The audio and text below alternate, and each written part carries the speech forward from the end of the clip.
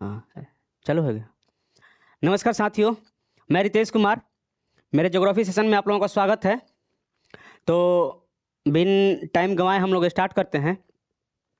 तो हम लोग कहाँ कहाँ कल तक पढ़े थे? तो हम लोग पढ़े थे भू प्रॉपर्टी के बारे में, कुछ पढ़े थे। तो उसमें भू प्रॉपर्टी को हम लोग बांटे थे कितने भाग में? तो 3 भाग में, क्रस्ट, मेंटल और कोर में 3 भाग में बांटे थे। और इन क्रस्ट को भी 2 भागों में बांटे हैं, मेंटल को भी 2 भागों में बांटे हैं, और कोर को भी 2 भागों में हम लोग बांटे हैं। तो क्रस्ट को ऊपरी क्रस्ट को हम लोग पढ़ चुके थे, और हम लोग को पढ़ना है निचली क्रस्ट के बारे में। तो ऊपरी क्रस्ट के बारे में हम लोग कल पढ़ चुके थे कि ये पृथ्वी की सबसे पतली परत है, ऊपरी पतली परत है, जिसकी औसत मोटाई कितनी है? तो 33 किलोमीटर है। इसकी औसत मोटाई कितनी है?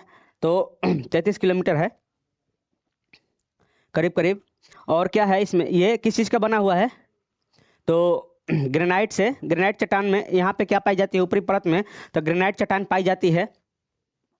ग्रेनाइट चट्टान पाई जाती है जिससे महाद्वीपों का निर्माण हुआ है। ग्रेनाइट चट्टानों से ही महाद्वीपों का निर्माण हुआ। जैसे कि ऊपरी पृथ्वी की पृथ्वी पे जो भी महाद्वीप हैं वो क्या है? ग्रेनाइट चट्टान से ही बना है, ग्रेनाइट चट्टान से बना है। ये निर्माण हुआ। इस परत में क्या होता है कि सिलिका और एल्युमिनियम की विशेषताएं पाई जाती है, प्रधानता पाई जाती है। सिलिका एवं एल्युमिनियम की प्रधानताएं पाई जाती है यहाँ पे। तो ये चीज़ हम लोग पढ़े थे। तो इसको क्या बोलते हैं? हम लोग तो सियाल बोलते हैं। ऊपरी क्रस्ट को हम लोग क्या बोलते हैं? तो सियाल बोलते हैं। ऊपरी क्रस्ट को क्या बोलते हैं? सियाल। एक ये लेते हैं ना। नहीं, गर्म। यहाँ पी लहरों की गति कितनी होती है? तो 6.1 किलोमीटर पी लहरों की गति होती है। चलिए अब पढ़ते हैं हम लोग निचली क्रस्ट के बारे में। निचली क्रस्ट के बारे में तो हम लोगों को ये कितना है? तो ये हमारा चौथा आज पार्ट हो जाएगा, और आज ये खत्म हो जाएगा। आज हमारा खत्म हो जाएगा, और 27 क्लास हो जाएगा हमारा ये। तो आज ये हमारा हम कोशिश करेंगे कि खत्म कर दे इसको। आज खत्म हो जाएगा आंतरिक संरचना के बारे में।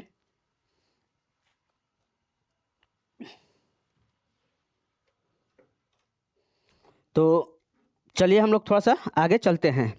अब निचली क्रस्ट के बारे में हम लोग पढ़ेंगे। निचली क्रस्ट के बारे में हम लोग पढ़ेंगे। तो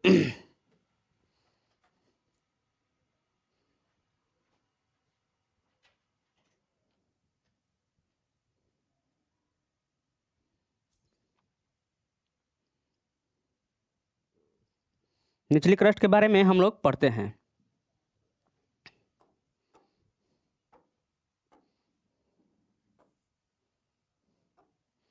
तो हम लोग लिखते हैं यहाँ पे सेकंड ऑप्शन में क्या है? निचली क्रस्ट।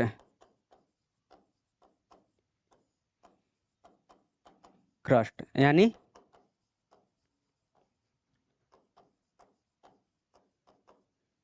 Inner crust. तो यह क्या है? इनर क्रस्ट के बारे में हम लोग क्या जान सकते हैं? तो ये जानेंगे कि इनर क्रस्ट जो है या निचली क्रस्ट है, ये बेसाल्टिक चट्टानें यहाँ पे पाई जाती है। यहाँ पे कौन सी चट्टानें पाई जाती है? तो यहाँ पे बेसाल्टिक चट्टान पाई जाती है, जिसके द्वारा महासागरीय सतह का निर्माण हुआ है। तो क्या लिख सकते हैं यहाँ पे? यहाँ बेसाल्टिक चट्टानें पाई जाती है एक फिगर के अनुसार हम समझाएंगे दोनों के बारे में, और जिसके द्वारा क्या होता है? महासागरीय सतह का निर्माण होता है।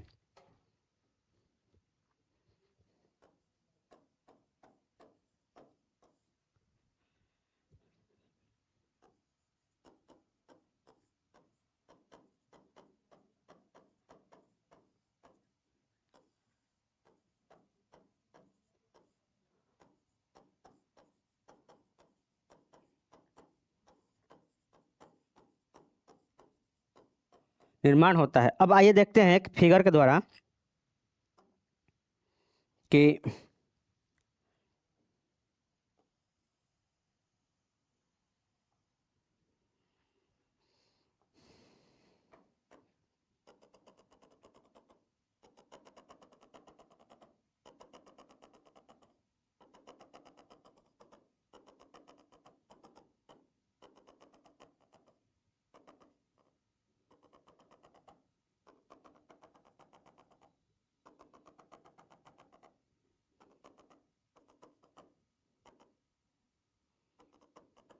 ये हमारा हो गया क्या, महासागर, ये महासागर। तो महासागरीय सतह कौन सा है, तो ये हमारा क्या हो जाएगा, ये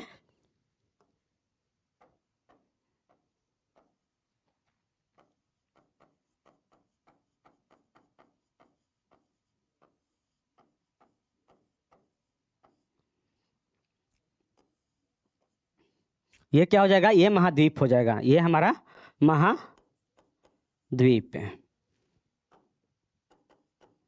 ये हमारा महाद्वीप हो जाएगा। जैसे कि जहाँ पे पानी है, महासागर है, समुद्र है, उसके निचली सतह को क्या बोलेंगे हम लोग, तो महासागरीय सतह बोलेंगे। क्या बोलेंगे इसको महासागरीय सतह बोलेंगे। क्या बोलेंगे इसको, महासागरीय सतह बोलेंगे। इसको क्या बोलेंगे, महासागरीय सतह बोलेंगे। और क्या है, ये महासागर है और ये महाद्वीप है। तो महाद्वीप क्या होता है कि महासागर से ऊपर उठा हुआ भाग हो जो है वो महासागर महाद्वीप होता है। तो पहले हम लोग क्या पढ़ते हैं, ऊपरी क्रस्ट के बारे में। तो ऊपरी क्रस्ट क्या होता है कि ये चीज़ किस चीज़ का बना होता है, ये हमारा किस चीज़ का बना होता है, तो सियाल और सिल्का से, सियाल और सिल्का सिल्का का बना होता है। और ये किस चीज़ का बना होता है, ये किस चीज़ का बना होता है, तो ये बेसाल्टिक चट्टान है, ये बेसाल्टिक चट्टान है। यहाँ पे पाए जाते हैं कौन सा, तो यहाँ पे बेसाल्टिक चट्टान पाए जाते हैं, यहाँ पे बेसाल्टिक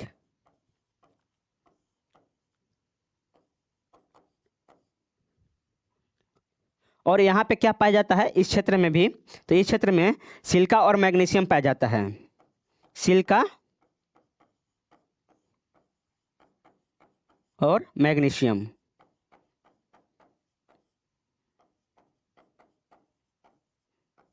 इस क्षेत्र में सिल्का और मैग्नीशियम पाया जाता है, जो बेसाल्टिक चट्टान का निर्माण में ये योगदान है, बेसाल्टिक चट्टान के निर्माण में ये योगदान है। और इसको क्या बोलते हैं, महासागरीय सतह बोलते हैं। तो और क्या है इसमें, ये किस चीज़ का बना होता है, तो ये क्या किस चीज़ का बना होता है, तो ग्रेनाइट से ये बना होता है। ये जो महाद्वीपीय चट्टान है, ये महाद्वीपीय है, ये ग्रेनाइट का बना होता है, ग्रेनाइट मैं सियाल और सिल्का जो है ग्रेनाइट,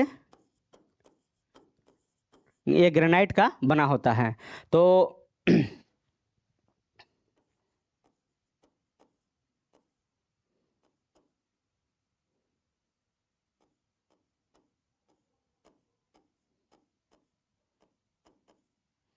ये हमारा घर हो गया, ये कुछ लोग रहते हैं यहाँ पे।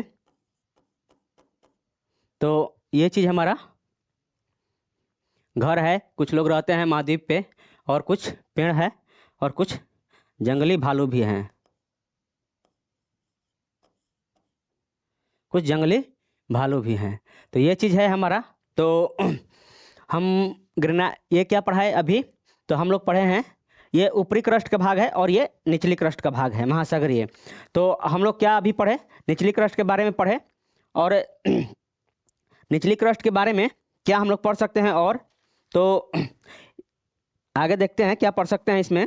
तो इसे क्या होते हैं कि इसे सीमा भी कहते हैं। इस क्षेत्र को क्या बोलते हैं, इस क्षेत्र को, जो कि इसे सीमा भी कहते हैं।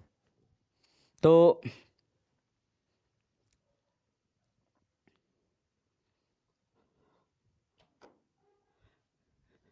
निचली क्रस्ट को क्या बोलते हैं हम लोग, निचली क्रस्ट को सीमा भी कहते हैं, सीमा भी कहते हैं। इसमें क्या पाया जाता है, सिलिका और मैग्नीशियम पाया जाता है, वहाँ पे बताए हैं, फिर लिखवा भी देते हैं। इसमें सिलिका और मैग्नीशियम। मैग्नीशियम पदार्थ पाए जाते हैं। सिलिका और मैग्नीशियम पदार्थ पाए जाते हैं। SI और Mg, यह प्रधानता होती है इसमें। और क्या है ये पी, यहाँ पी लहरों की गति कितनी हो जाती है तो 6.9। यहाँ पे पी लहरों, ये पी तरंग है,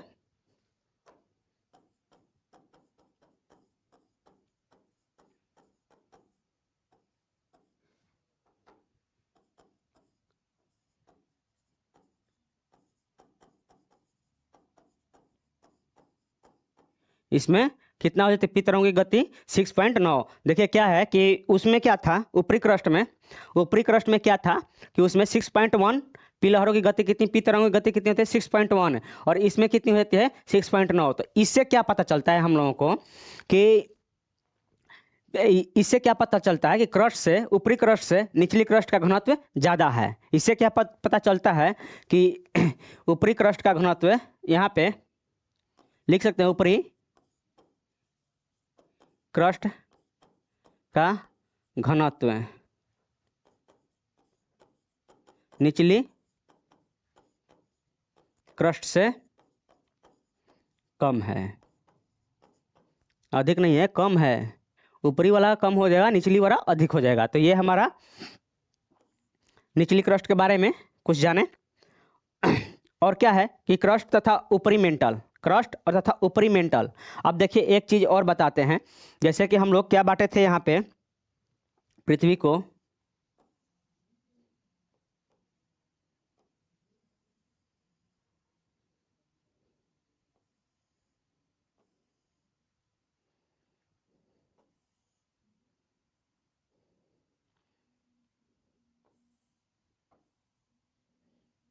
तो यहाँ तक था क्रस्ट, क्रस्ट ये हो गया यहाँ से मेंटल,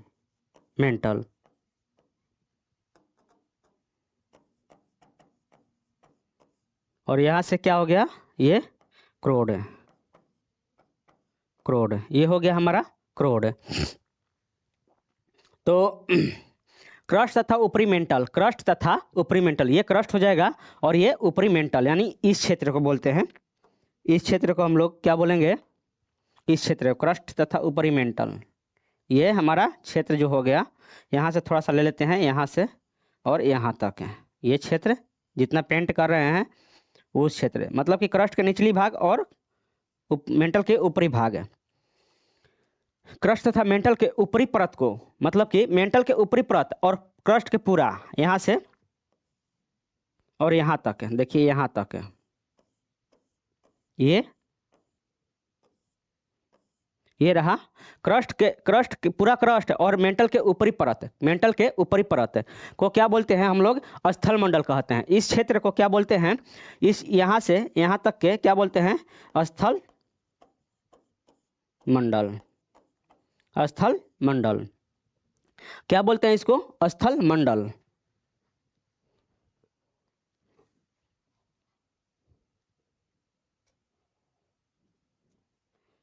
एक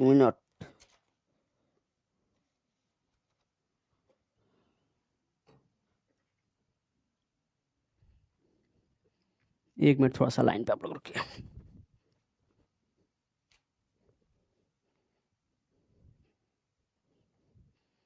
तो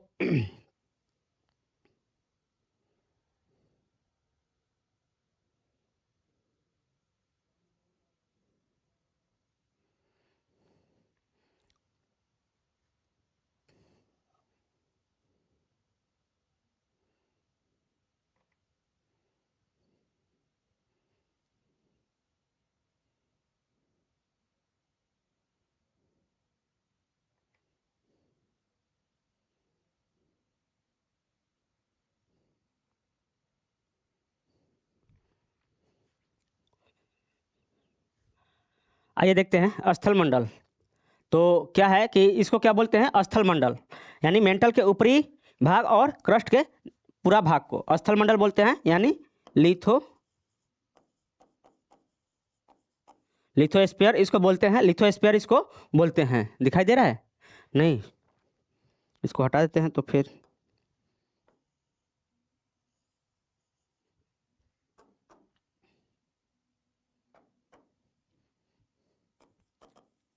स्थल मंडल यानी लिथोस्फीयर, स्फीयर, लिथोस्फीयर इसको बोलते हैं। तो कितने भाग को बोलेंगे, तो मेंटल के ऊपरी भाग और पूरा क्रस्ट को स्थल मंडल कहते हैं। अब आइए देखते हैं जिसकी मोटाई कितनी है, इसकी मोटाई कितनी हो जाती है महाद्वीपों और महासागरों पे, मतलब कि अलग अलग होती है। क्या होता है कि देखिए यहाँ पे मान लीजिए कि महासागर है, यहाँ पे मान लीजिए कि महासागर है, तो और ये महाद्वीप है, ये महाद्वीप है, ये महाद्वीप है,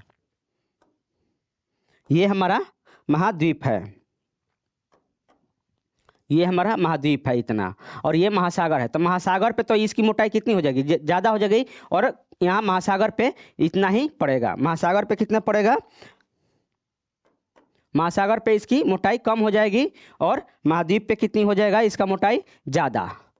इस कारण क्या होता है कि इसकी औसत मोटाई ही हम लोग लिख सकते हैं, ना कि एक्यूरेट मोटाई, मतलब कि इसकी नहीं लिख सकते हैं हम लोग, इसकी एक्यूरेट मोटाई नहीं लिख सकते हैं।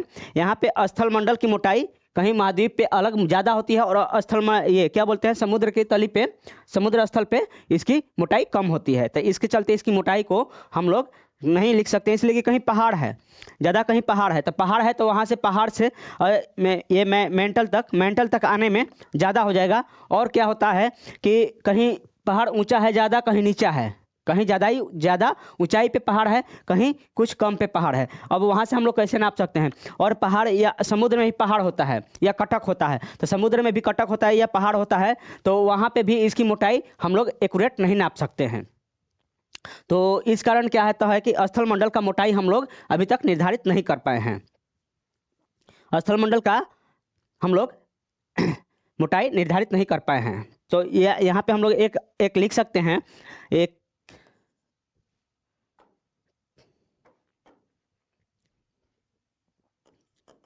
स्थल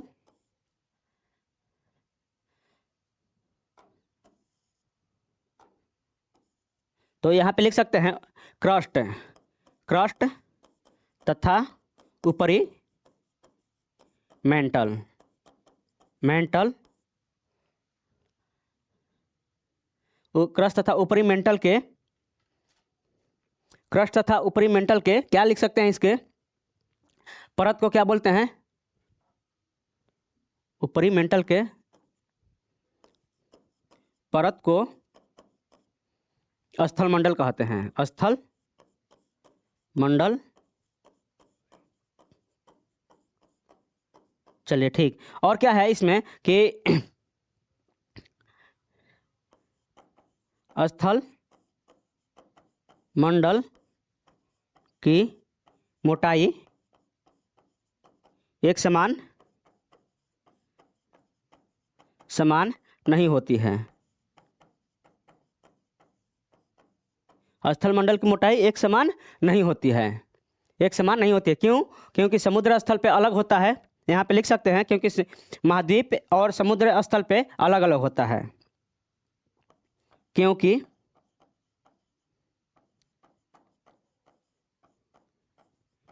मोटाई महाद्वीपों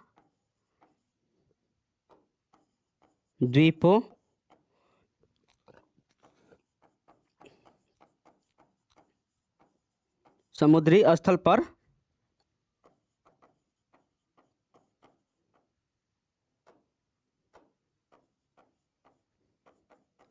एक समान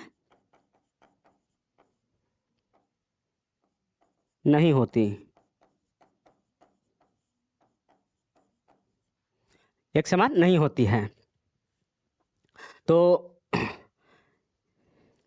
एक समान नहीं होती है या अलग अलग होती है, एक समान नहीं होती है या अलग अलग होती है, ये भी लिख सकते हैं। तो चलिए अब देखते हैं इसके बारे में कि और क्या इसके बारे में। भूकंप भी इसी मतलब कि इसी जोन में आता है, इसी मंडल में आते हैं। भूकंप जो आता है तो इसी मंडल में आते हैं। ऊपरी तथा निचली क्रस्ट के बीच के घनत्व से संबंधित मतलब कि क्या होता है कि भिन्नता भिन्नता पाई जाती है यहाँ पे। तो अब क्या होता है कि इस पे एक और पॉइंट लिख सकते हैं इसमें और एक पॉइंट लिख सकते हैं कि भूकंप इसी मंडल में आते हैं। किस मंडल में? तो हम कौन सी मंडल की बात कर रहे हैं? तो हम लोग निचली क्रस्ट के बारे में बात कर रहे हैं, निचली क्रस्ट के बारे में बात कर रहे हैं। तो भूकंप कहाँ आता है? तो निचली क्रस्ट के बारे में हम लोग बात कर रहे हैं। तो निचली क्रस्ट में ही भूकंप आते हैं। यानी फोकस कहाँ होता है? भूकंप की फोकस कहाँ होता है, मूल बिंदु कहाँ होता है? तो निचली क्रस्ट में होता है, निचली क्रस्ट में होता है। तो अब आइए इसके बारे में हम लोग देखते हैं आगे। तो कुछ असंबंधता पढ़ लेते हैं, उसके बाद हम लोग थोड़ा सा मेंटल के तरफ चलेंगे। कुछ असंबंधता पाए मतलब कि पढ़ लेते हैं उसके बाद, इसलिए कि थोड़ा सा पढ़ने में हम लोगों को थोड़ा सा आसानी होगी। और देखिए ऊपरी क्रस्ट और निचली क्रस्ट के मध्य बिंदु को क्या बोलते हैं? ऊपरी क्रस्ट, यहाँ पे एक लाइन लिख सकते हैं, ऊपरी क्रस्ट तथा निचली क्रस्ट के विभाजित करने वाले बिंदु को क्या बोलते हैं, या विभाजित करने वाला लाइन को क्या बोलते हैं? तो ऊपरी क्रस्ट तथा निचली क्रस्ट के विभाजित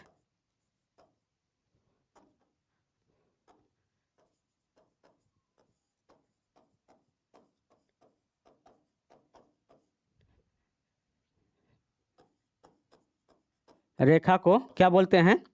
तो कोनोराड रेखा कहा जाता है। तो या इसको कोनोराड रेखा या कोनोराड असंबंधता बोल सकते हैं इसको, या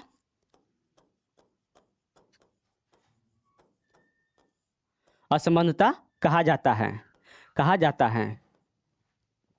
तो इसके बारे में थोड़ा सा हम लोग जान लेते हैं कि असंबंधता क्या होता है।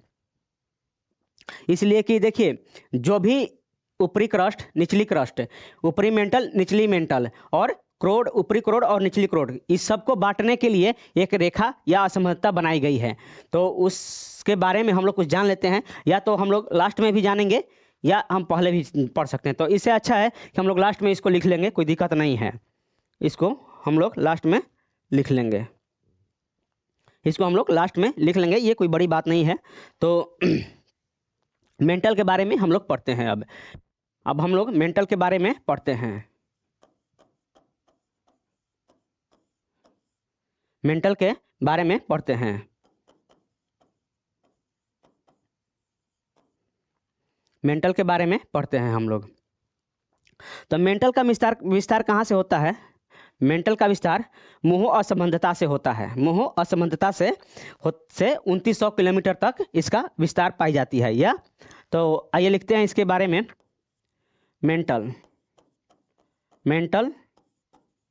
का विस्तार मोह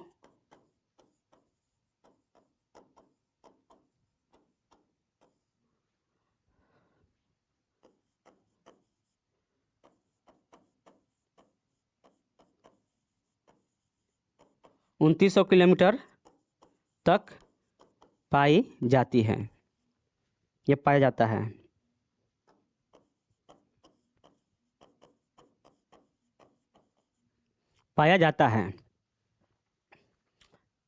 मेंटल का विस्तार कहाँ पाया जाता है? मोह असंबंधता से लेके मतलब कि यानी निचली क्रस्ट, यानी इसको क्या बोल सकते हैं? निचली क्रस्ट अभी रखिए मोह असमानता या निचली क्रस्ट। जब समझा देंगे तो आप लोगों को मोह असमानता कहाँ पाया जाता है वो चीज़ आप लोगों को मालूम चल जाएगा। और कहाँ तक 2900 किलोमीटर तक ये पाया जाता है मेंटल। मेंटल कहाँ पाया जाता है? मोह असमानता या निचली क्रस्ट से लेके 2900 किलोमीटर तक ये पाया जाता है। जैसे कि हम एक चित्र के अनुसार भी देख सकते हैं, इसमें चित्र में होगा तो देखते हैं।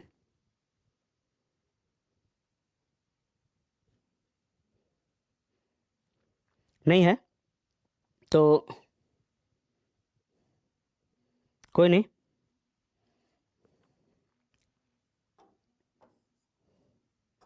चित्र बना देंगे और क्या, चित्र बना देंगे। तो निचली क्रस्ट तथा ऊपरी मेंटल को मोह असमंजसता अलग करती है। क्या होता है कि निचली क्रस्ट लिखे हैं यही मेंटल, निचली क्रस्ट और मेंटल के निचली मेंटल को मोह असमंजसता मतलब कि क्या होता है, मोह असमंजसता अलग करती है। मेंटल को और निचली क्रस्ट या मेंटल को मोह असमंजसता अलग करती है, ये लिख सकते हैं। तो इसको एक लाइन और लिख सकते हैं कि इसमें क्या लिख सकते हैं, क्रस्ट तथा मेंटल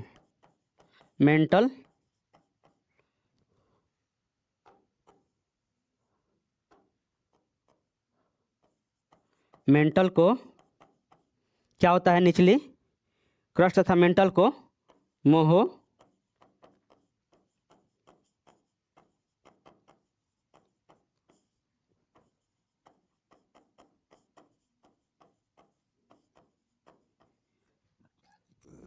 अलग करती हैं।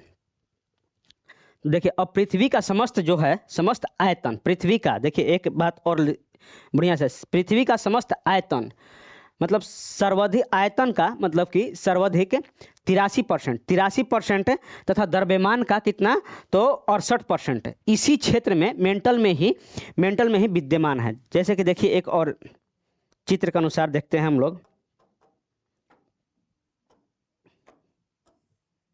ये हमारा पृथ्वी हो गई, तो पृथ्वी हो गई, तो इसका 68% है आयतन का,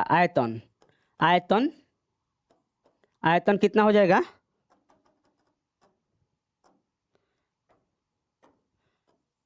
आयतन कितना, तो 83% है, 83% आयतन हो जाएगा। और द्रव्यमान कितना हो जाएगा, 68% है, 68% है। ये किस में है, तो मेंटल में ही उपस्थित है। पृथ्वी का सर्वाधिक आयतन का, पृथ्वी के आयतन का सर्वाधिक 83% है और द्रव्यमान का 68% है, मेंटल में ही विद्यमान है। तो एक लाइन हम लोग लिख सकते हैं, ये मान लीजिए कि पूरा पृथ्वी है, पृथ्वी का पूरा आयतन का 83% है, मेंटल में है, और द्रव्यमान जितना द्रव्यमान है उसका 68% मेंटल में ही उपस्थित विद्यमान है। तो यहाँ पे लिख सकते हैं एक लाइन कि पृथ्वी का सर्वाधिक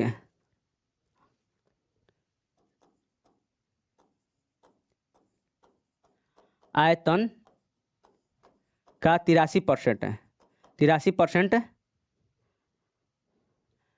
और तथा द्रव्यमान का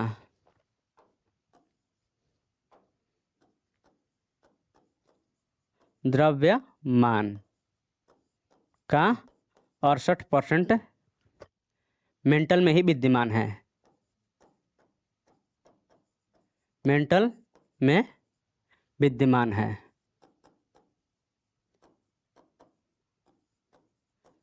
तो सोचिए कि क्या है 83 के बाद कितना हो जाएगा, 97, 17%, और इसका कितना हो जाएगा, 22% है, नहीं कितना हो जाएगा, 32% है। बाकी बचा ये कितना हो जाएगा, आयतन बाय कितना, 17% है, ये 17% शेष, और इसमें कितना बचा, 32% है शेष। इसमें कोर और तथा कोर या क्रोड दोनों उपस्थित है। इसमें आयतन का कितना है, कोर और क्रोड दोनों उपस्थित है। आयतन का 17% और द्रव्यमान का 32% कोर और क्रोड में उपस्थित है। तो ये हम लोग देखें कितना है, तो कितना कहाँ विद्यमान है, 68% मेंटल में विद्यमान है। अब देखते हैं इसकी औसत घनत्व कितनी है। मेंटल का औसत घनत्व, मेंटल का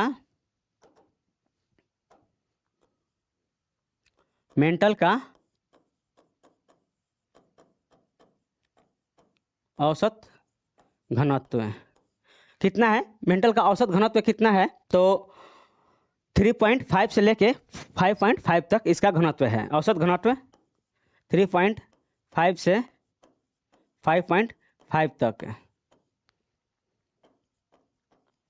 5.5 तक इसका औसत घनत्व है। अब क्या होता है कि देखिए यहाँ निचली क्रस्ट से ऊपरी मेंटल, निचली क्रस्ट और ऊपरी मेंटल, एसी थोड़ा चालू, एसी क्या होता है यहाँ निचली क्रस्ट से ऊपरी क्रस्ट है, ऊपरी मेंटल, निचली क्रस्ट और ऊपरी मेंटल में पी तरंगों की गति कितनी हो जाती है? देखिए क्या होता है कि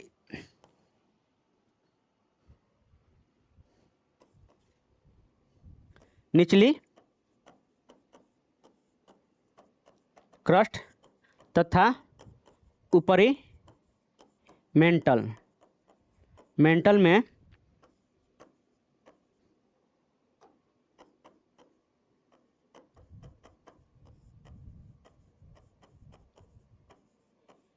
पी तरंगों की गति क्या होती है? इसमें पी तरंगों की गति कितनी बढ़ जाती है यहाँ पे? तो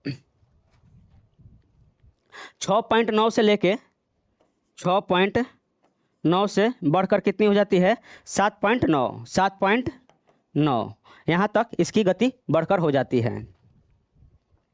मेंटल के सबसे ऊपरी परत कितना है? तो देखिए मेंटल का जो ऊपरी परत होता है, सबसे ऊपरी परत की परत अधिक घनत्व वाली वृद्धि चट्टानों से, मतलब कि अधिक घनत्व वाली रीढ़ चट्टानों से निर्मित है, रीढ़ चट्टानों से निर्मित है। तो इसको क्या लिख सकते हैं? और एक लाइन है यहाँ पे कि मेंटल की सबसे ऊपरी परत, यहाँ पे लिखेंगे मेंटल की सबसे ऊपरी परत, मेंटल की जो ऊपरी परत है, मेंटल के जो ऊपरी परत है अधिक घनत्व वाली दृढ़ है, अधिक घनत्व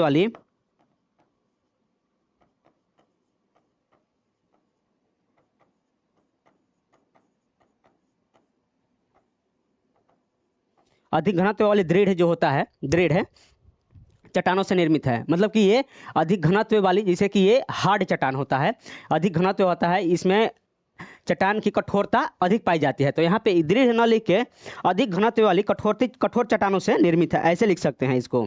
दृढ़ थोड़ा सा ये समझने में दिक्कत होगा, तो घनत्व वाली कठोर चट्टानों से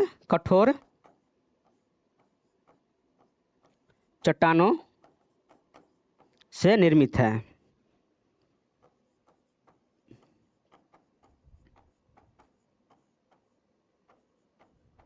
कठोर चट्टानों से निर्मित है।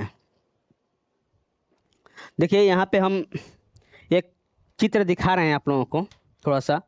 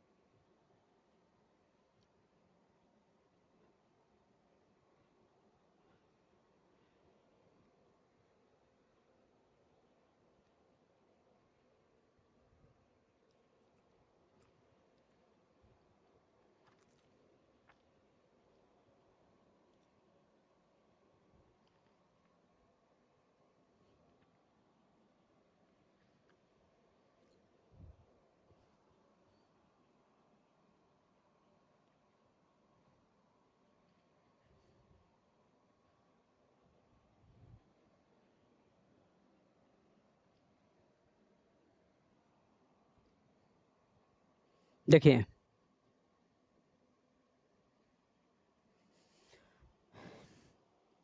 इसमें क्या है कि मोहरिक या मोह असंबंधता। क्या है ये? मोह असंबंधता, यानी निचली मेंटल ऊपरी कोर, ऊपरी नहीं सॉरी निचली क्रस्ट और ऊपरी मेंटल, निचली क्रस्ट और ऊपरी मेंटल, निचली क्रस्ट और ऊपरी मेंटल को कौन बांट रहा है? तो या ये लिख सकते हैं कि क्रस्ट और मेंटल को बांटने के लिए कौन सा है? मोहरिक असंबंधता। और मेंटल और क्रोड को बांटने के लिए गुटेनबर्ग असंबंधता। और इसको भी ये उप असंबंधता बोलते हैं, इसको कोनोराड को, रैपिड को और लेहनमार्क को उप असंबंधता बोलते हैं। तो ये चीज़ हम लोग पढ़ेंगे थोड़ा सा लेट करके, ये चीज़ हम पूरा डिटेल बताएंगे कि इसको कहाँ कहाँ क्या बोलते हैं। हम इसलिए इसको दिखाएं कि यहाँ पे क्या होता है कि मेंटल के ऊपरी परत और ऊपरी परत अधिक घनत्व वाली कठोर चट्टानों से बनी है। तो हम लोग क्या यहाँ पे है कि मेंटल कहाँ है? मेंटल के ये ऊपरी परत है, ऊपरी मेंटल है। तो इसकी ऊपरी परत जो ऊपरी मेंटल है, ऊपरी मेंटल जो ये चीज़ यहाँ से यहाँ तक है, यहाँ से पूरा यहाँ तक है, तो ये कठोर चट्टानों से मिलकर बनी होती है। यहाँ पे कठोर चट्टान से मिलकर ये बनी होती है। बट ये निचली मेंटल क्या है? निचली मेंटल यहाँ पे क्या होता है? कुछ लावा पाए जाते हैं, लावा या मैग्मा पाए जाते हैं, यहाँ पे मैग्मा पाए जाते हैं यहाँ पे। इसलिए कि यदि देखिए बाह्य क्रोड में क्या होता है कि मैग्मा पूरी तरह, बाह्य क्रोड लिक्विड अवस्था में, मैग्मा अवस्था में है, पूरी तरह है। तो जब यहाँ पे गर्मी होगी तो इसको भी कुछ, इसका भी तापमान यहाँ पे गर्म होगा, यहाँ पे भी कुछ गर्म होगा या इसको भी प्रभावित करेगा। इसलिए ये इसकी अपेक्षा ये घनत्व इसका कम रहता है, यानी निचली मेंटल का घनत्व कुछ कम रहता है ऊपरी मेंटल से।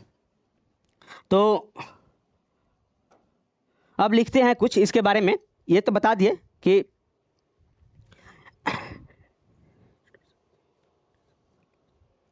अब क्या है इसमें, और देखिए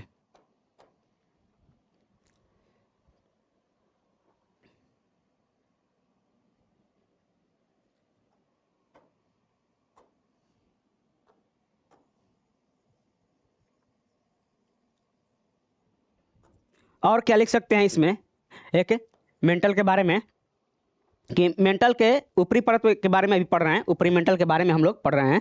तो क्या लिख सकते हैं इसमें? मैग्नीशियम, इसमें मैग्नीशियम और लोहे के क्या होता है? लोहे जैसे भारी तत्व पाए जाते हैं यहाँ पे। तो यहाँ पे एक लाइन लिख सकते हैं इसमें, इसमें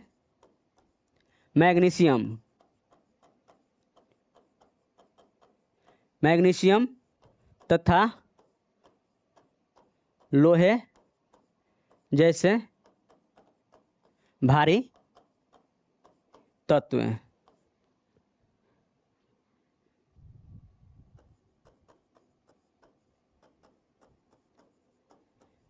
तत्व ये पदार्थ पाए जाते हैं, इसमें पाए जाते हैं। तो ये चीज़ हमारा क्या है? मेंटल के बारे में, मेंटल के बारे में हम लोग पढ़े कुछ। तो अब देखिए क्या होता है कि अब हम लोग पढ़ेंगे, ये तो मेंटल के बारे में हम लोग पढ़े, अब हम लोग पढ़ेंगे क्या? ऊपरी मेंटल के बारे में। ऊपरी मेंटल के बारे में, ऊपरी मेंटल के बारे में हम लोग कुछ पढ़ते हैं।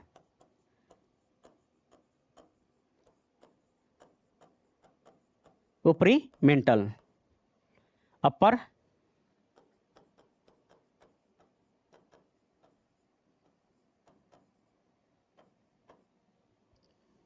अपर मेंटल,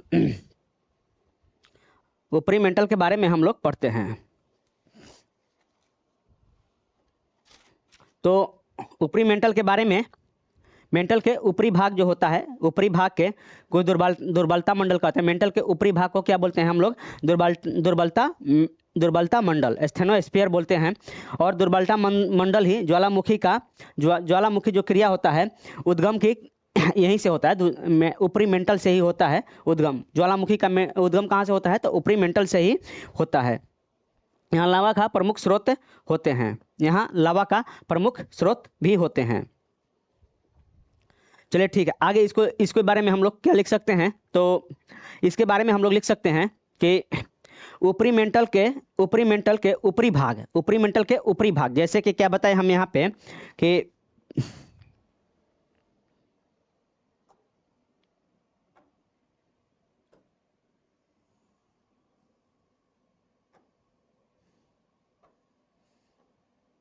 देखिए ये ऊपरी मेंटल हो गया हमारा, ऊपरी मेंटल के ऊपरी भाग, ऊपरी मेंटल के ऊपरी भाग को दुर्बलता मंडल कहते हैं। माने यानी हम लोग बोले पूरा क्रस्ट, बोले थे हम लोग। और पूरा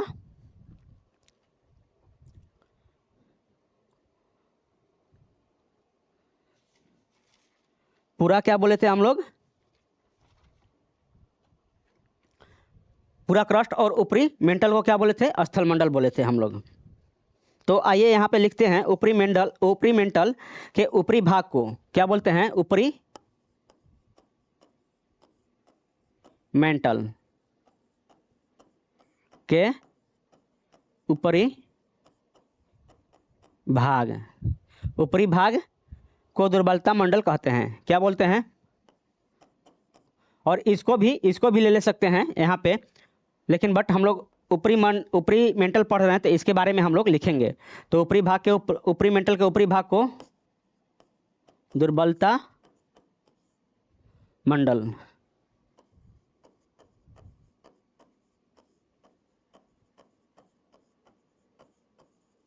दुर्बलता मंडल कहते हैं। ऊपरी भाग के ऊपरी मंडल ऊपरी मेंटल के ऊपरी भाग को दुर्बलता मंडल कहते हैं या स्टेनोस्फीयर कहते हैं।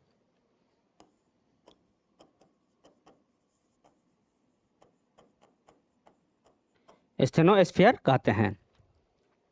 तो दुर्बलता मंडल ही ज्वालामुखी क्रिया से उद्गारित होने वाले लावा का प्रमुख स्रोत है। ये क्या है? दुर्बलता मंडल जो है, तो ये दुर्बलता मंडल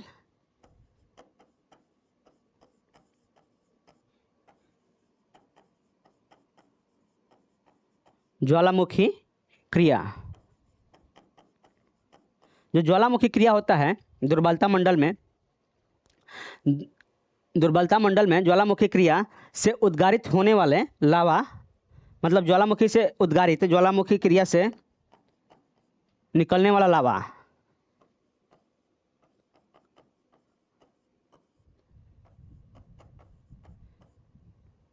जो ज्वालामुखी क्रिया से जो लावा निकलता है, तो वो क्या होता है कि ज्वालामुखी क्रिया से उद्गारित होने वाला लावा का प्रमुख स्रोत है।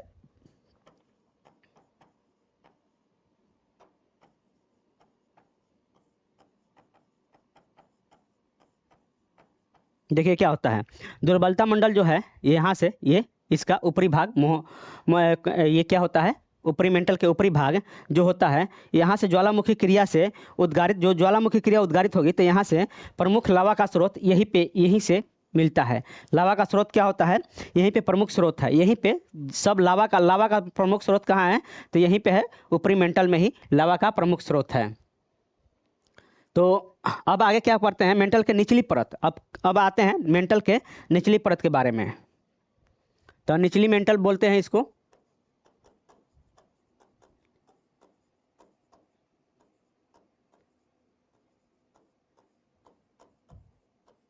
निचली मेंटल इसको बोलते हैं इनर मेंटल। तो मेंटल के निचली परत को मध्य मंडल कहा जाता है। इसको क्या बोला जाता है? मध्य मंडल कहा जाता है। इसे मध्य मंडल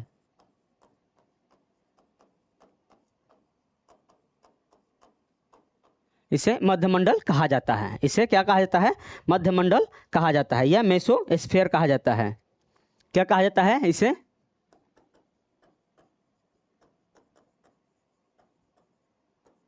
मेसोस्फीयर कहा जाता है इसे। मेंटल के ऊपरी परत तथा निचली परत को कौन सा विभाजित करता है? कौन सा रेखा अलग करती है? तो वो रेपिड असमर्थता अलग करती है। तो ऊपरी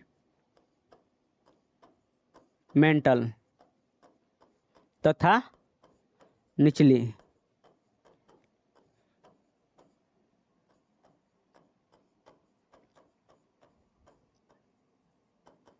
रेपिड असंबंधता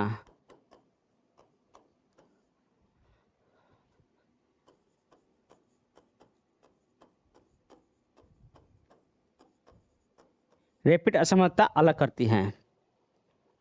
अब आते हैं क्या? कोर के बारे में कुछ पढ़ लेते हैं। क्रोड के बारे में हम लोग कुछ पढ़ लेते हैं। क्रोड के बारे में हम लोग कुछ पढ़ लेते हैं। तो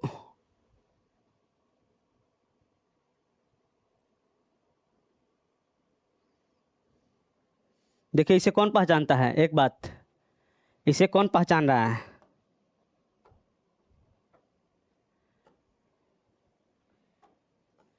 ये बंदा है ना, ये बंदा, एक इसकी कहानी थोड़ा बता देते हैं, ये बंदा की कहानी बता देते हैं कि क्या है। तो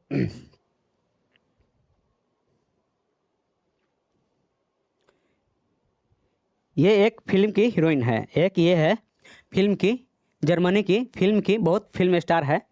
तो फिल्म स्टार है ये। तो ये क्या है कि एक बार मेट्रो में सफ़र कर रही थी, एक बार ये मेट्रो में सफ़र कर रही थी।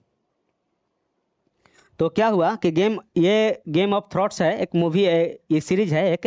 तो उसी में ये बहुत अच्छी काम की है सीरीज में, और बहुत वहाँ के फेमस एक एक्टर है, ये एक्टर है।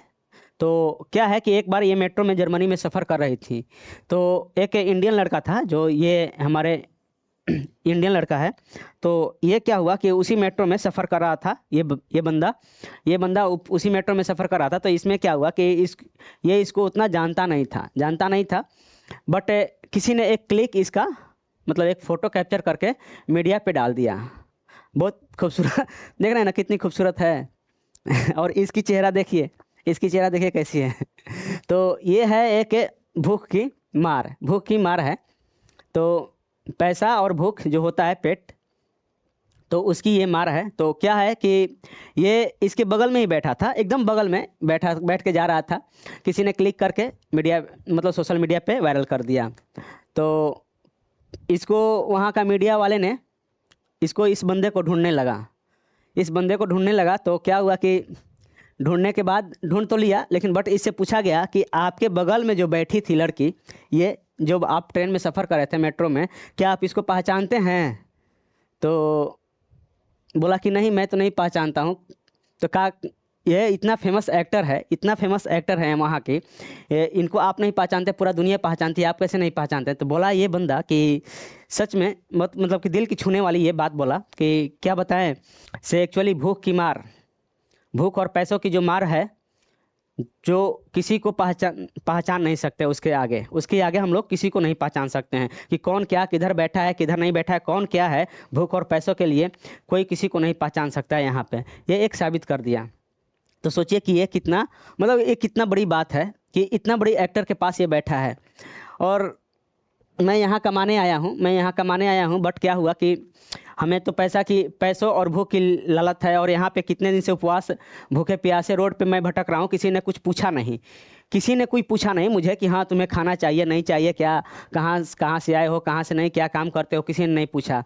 और मैं आज इसके बगल में बैठ चुका हूँ, मुझे नहीं मालूम है कि ये कौन है कौन नहीं। मुझे सिर्फ पैसों की ज़रूरत है और पेट पालने की ज़रूरत है, और किसी चीज़ की ज़रूरत नहीं है। मैं इनको नहीं पहचानता हूँ, क्या करूँगा मैं इनको पहचान कर? तो फिर क्या हुआ कि वहाँ से मीडिया वाले ने गवर्नमेंट पे प्रेशर दिया, और प्रेशर देने के बाद क्या किया कि इनको क्या किया कि $800, 800 यूरो का पैकेज दिया, मतलब कि पर मंथली जो 85,000 के आसपास होता है, 85,000 के आसपास इंडियन रुपया में कन्वर्ट हो जाता है।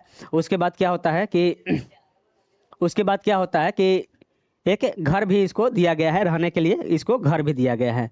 तो ये चीज़ होता है, भूख की मार जो होती है और पैसे की लालच जो होती है, कम से कम बहुत कुछ सिखाता है किसी इंसान को। तो इस इंसान से हम लोग को यही सीख मिलती है कि कोई कितना भी बड़ा आदमी हो, भूख की लालत हो और पैसे की लालत हो, तो कोई किसी को नहीं पहचान पाता है। तो चलिए हम लोग आगे चलते हैं इसमें कि हम लोग कहाँ थे।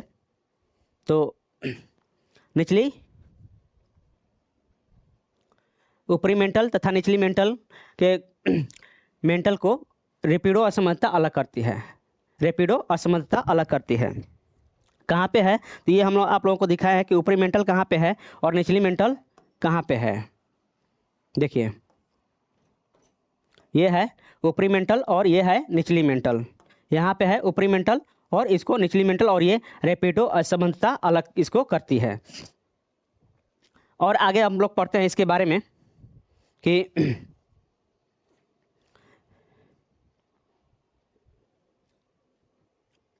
चलिए अब हम लोग क्या पढ़ते हैं, कोर के बारे में हम लोग पढ़ते हैं।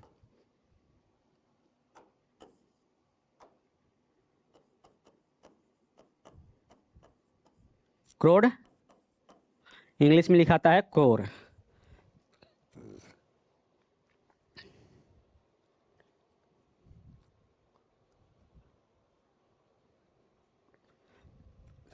देखिए, निचली मेंटल मेंटल तथा बाह्य बाह्य क्रोड, क्रोड के बीच बाह्य क्रोड के बीच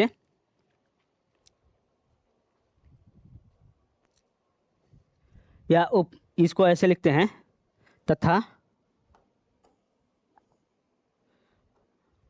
निचली मेंटल तथा बाह्य क्रोड में तरंगों की गति के आधार पर क्या होता है, तरंगों की गति के आधार पर क्या होता है, गति के आधार पर एक असंबद्धता पाई जाती है।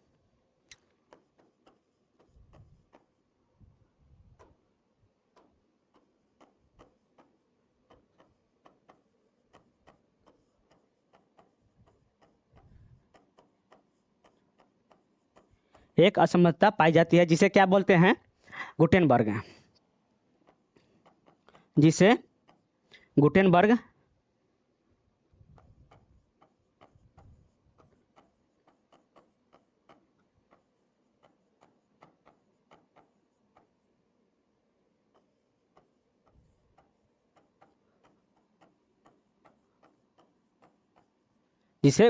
असंबद्धता कहते हैं।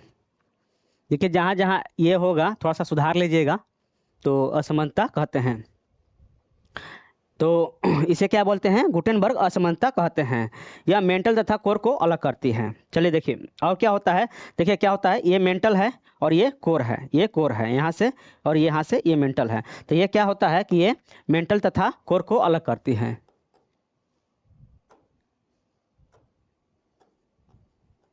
यह है मेंटल तथा कोर को अलग करती है। मेंटल तथा कोर को अलग करती है। यह पृथ्वी की सबसे आंतरिक परत है। क्या है यह पृथ्वी की सबसे आंतरिक परत, ये पृथ्वी की सबसे आंतरिक परत है। ये क्या है, ये कोर जो है पृथ्वी की सबसे आंतरिक परत है। यह मुख्यतः क्या है, निकेल और लोहा के बनी होती है।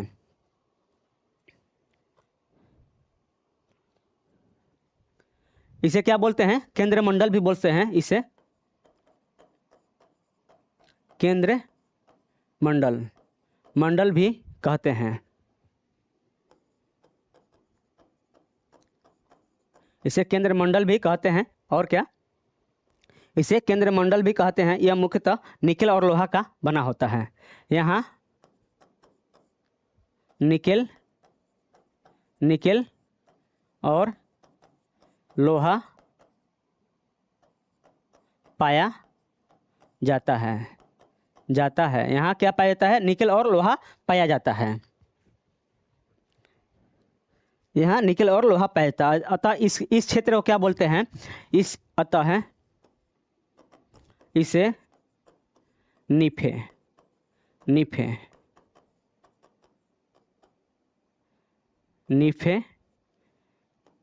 कहते हैं। इसे नीफे कहते हैं। क्या बोलते हैं, इसे नीफे के नाम से भी जाना जाता है, या नीफे कहते हैं।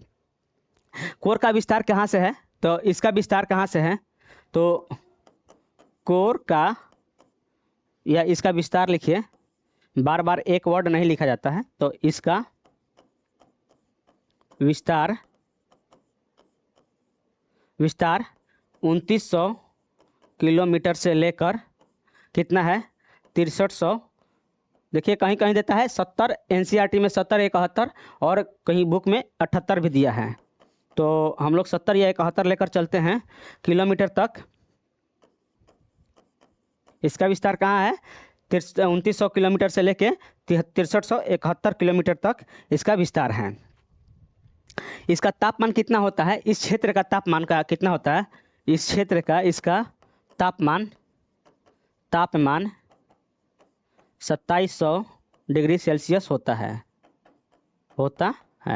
कितना होता है? 2700 डिग्री सेल्सियस इसका तापमान होता है। कोर के बाहरी भाग तरल एवं आंतरिक भाग का पाया जाता है, ठोस में पाया जाता है। तो इसका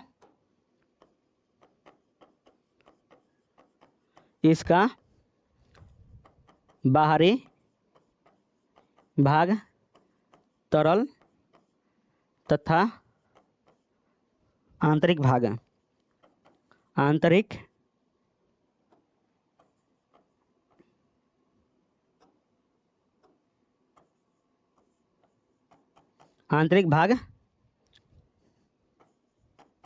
ठोस अवस्था में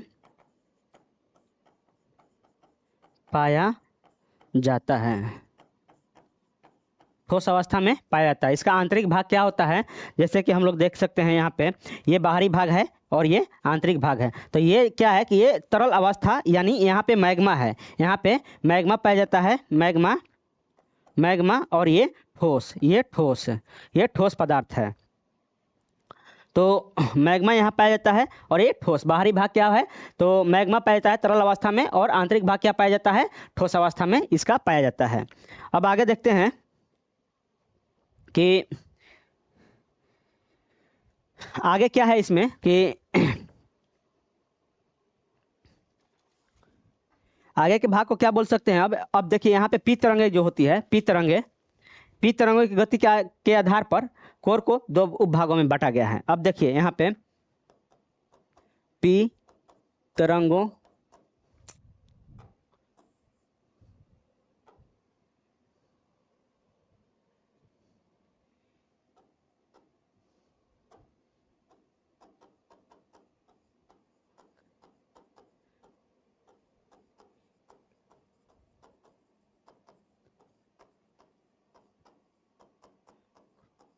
क्रोड को दो भागों में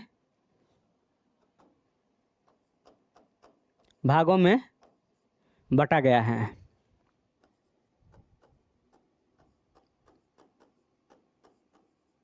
क्रोड को दो भागों में बांटा गया है। पहला क्या है? बाह्य क्रोड और आंतरिक क्रोड। पहला बाह्य क्रोड और दूसरा क्या है? आंतरिक क्रोड।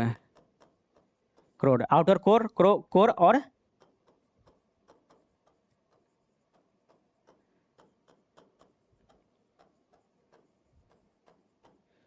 इसे दो भागों में बांटा गया है।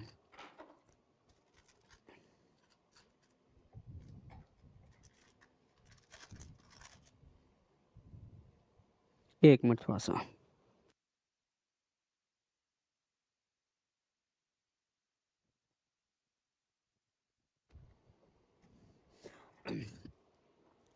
अब देखिए क्या है कि बाह्य कोर का विस्तार देखते हैं। बाह्य कोर का पहले बाह्य क्रोड, इसका विस्तार कहाँ पाया जाता है? इसका विस्तार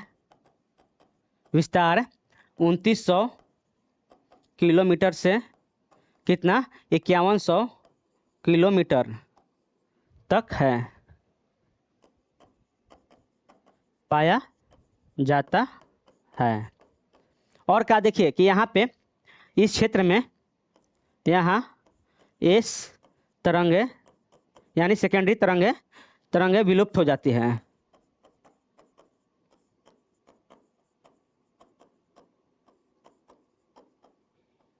क्यों विलुप्त हो जाती है? क्योंकि जब एस तरंगे कहाँ है? सिर्फ ठोस में पाई जाती है, ठोस में गमन करती है। इस कारण और इससे पता चलता है कि जब एस तरंगे विलुप्त हो गई तो इससे क्या पता चलता है कि ये तरल अवस्था में है। इस कारण पता चलता है कि यह क्षेत्र क्या है, लिक्विड है, यानी तरल पदार्थ है, तरल अवस्था में, तरल अवस्था में, तरल अवस्था में है, यहाँ पे तरल अवस्था में है। तो इस तरह क्या होता है कि इसका ये पता चलता है कि यह यहाँ मतलब कि यह क्षेत्र क्या होता है कि तरल अवस्था में है। अब देखिए आंतरिक कोर के बारे में थोड़ा सा पढ़ लेते हैं, आज ख़त्म कर देते हैं, 5 मिनट लेट होगा।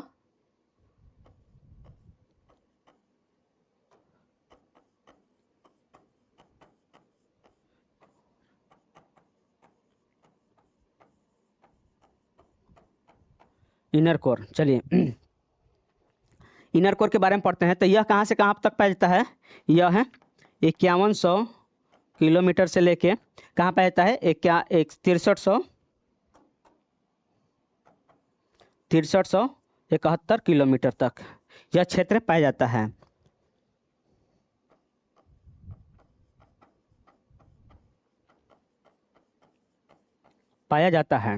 जहाँ पाया जाता है 5100 से 6370 या 71 किलोमीटर तक पाया जाता है, जो यह ठोस अवस्था में है, जो यह है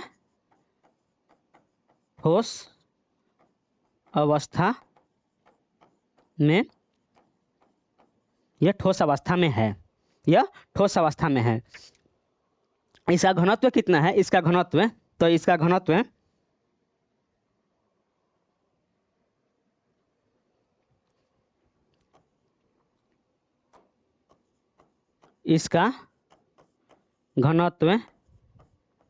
कितना होता है, तो 13.1 ग्राम प्रति सेंटीमीटर क्यूब। इसका घनत्व कितना होता है, 13.1 ग्राम प्रति सेंटीमीटर क्यूब होता है। कोर में पी लहरों की गति बढ़ जाती है। यहाँ पे क्या होता है, कैसे पता चलता है कि ये ठोस अवस्था में है, तो यहाँ पी लहरों की गति बढ़ जाती है। यहाँ पे पी लहरों की गति क्या हो जाता है, बढ़ जाता है। इस कारण क्या पता चलता है कि ये ठोस अवस्था में है। कितना हो जाता है यहाँ बढ़कर, तो यहाँ से बढ़कर क्या हो जाता है, करीब 11.3